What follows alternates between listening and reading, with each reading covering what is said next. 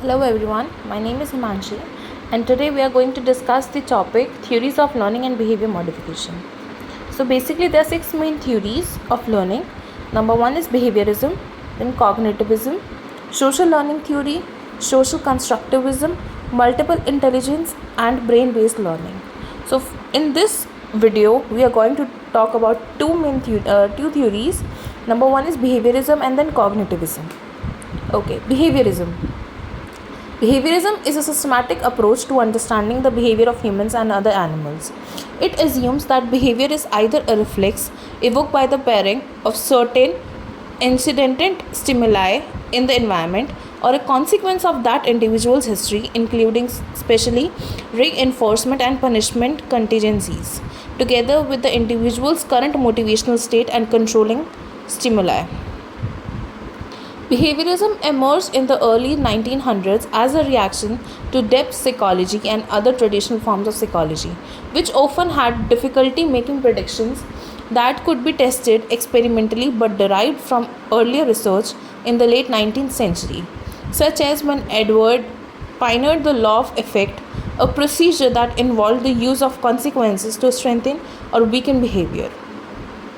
With the 1924 publication, John B. Watson devised methodological behaviorism, which rejected introspective methods and sought to understand behavior by only measuring observable behaviors and events.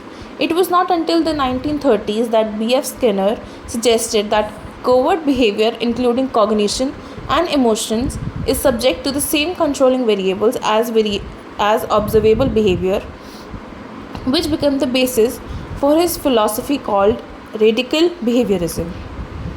There are two main types of behaviorism. Number one is classical conditioning and the other is operant conditioning. In classical conditioning, it is a technique frequently used in behavioral training in which a neutral stimulus is paired with a naturally occurring stimulus. Eventually, the neutral stimulus comes to evoke the same response as the naturally occurring stimulus, even without the naturally occurring stimulus presenting itself. Operant conditioning. Operant conditioning, sometimes referred to as an instrumental conditioning, is a method of learning that occurs through reinforcement and punishment. Through operant conditioning, an association is made between a behavior and a consequence for that behavior. Behaviorism is used in many areas. Here I am discussing the three main areas. Number one is education. Behaviorism can be used to help students learn, such as by influencing lesson designs. For instance, some teachers use consistent encouragement to help students learn, which is an operant conditioning, while others focus more on creating a stimulating environment to increase engagement. This one is classical conditioning. The second area is research. One of the greatest strengths of behavioral psychology is the ability to clearly observe and measure behaviors. Because behaviorism is based on observable behavior, it is often easier to quantify and collect data when conducting research. The third area is mental health. Behavioral therapy was born from behaviorism and originally used in the treatment of autism and schizophrenia. This type of therapy involves helping people change problematic thoughts and behaviors, thereby improving their mental health. Criticisms of behaviorism. Many critics argue that behaviorism is a one-dimensional approach to understanding human behavior. They suggest that behavioral theories do not account for free will or internal influences such as moods, thoughts, and feelings. Freud, for example, felt that behaviorism failed by not accounting for the unconscious mind's thought, feelings, and desire which influence people's action.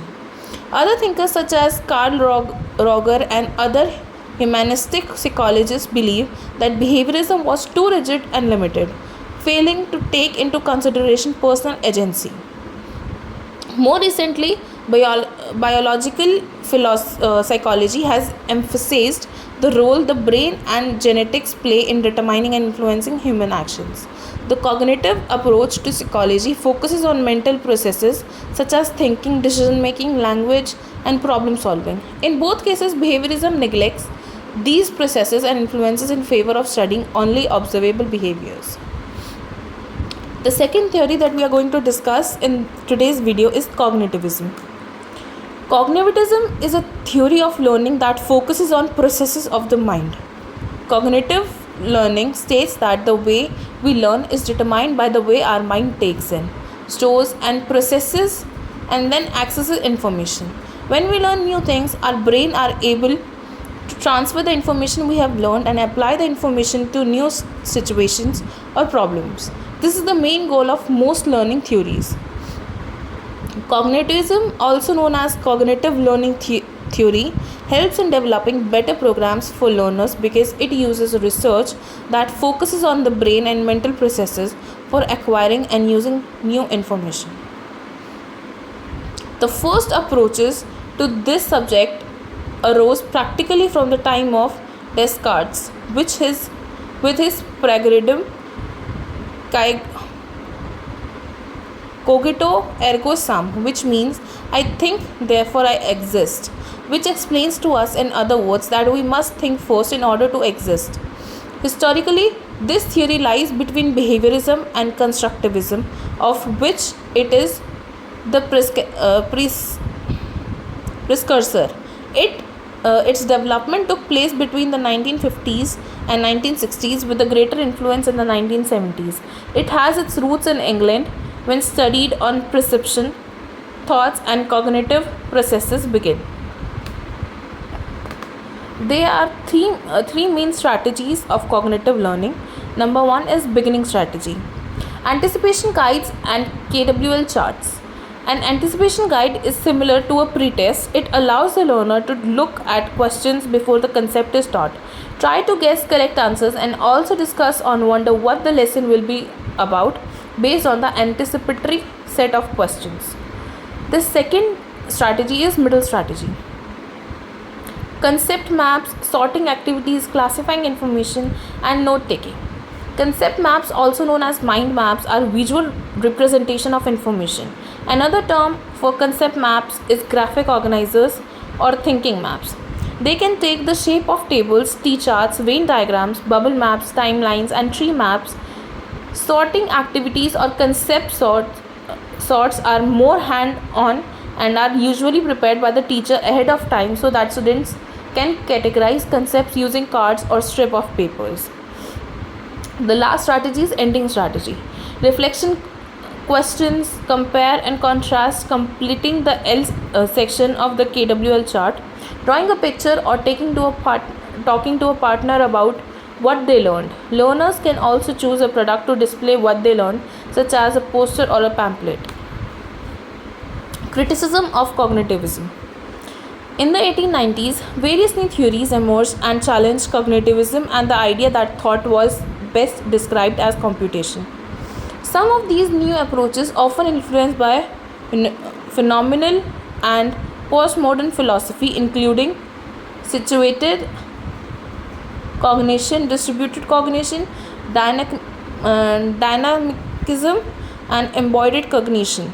Some thinkers working in the field of artificial life, for example, have also produced non-cognitive models of cognition. Thank you everyone for being with me and listening to me for this video. Please like and subscribe the channel, and we are going to discuss the next theories in the next upcoming videos. Thank you.